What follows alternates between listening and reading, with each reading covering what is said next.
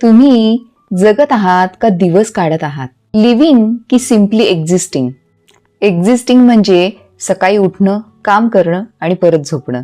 Living म्हणजे अनुभवणं, वाढवणं आणि जगणं. लिव्हिंग म्हणजे अनुभवणं, जाणवणं आणि वाढवणं.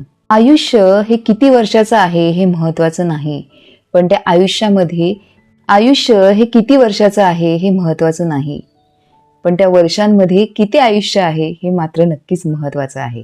जगणं म्हणजे फक्त श्वास घेणं नाही. जगणं म्हणजे फक्त श्वास घेणं नाही, अनुभवणं आहे. दिवस मोजू नका, त्या दिवसांना अर्थ द्या. आज एक अशी गोष्ट करा जी खरंच तुम्हाला जिवंतपणाची जाणीव करून देईल.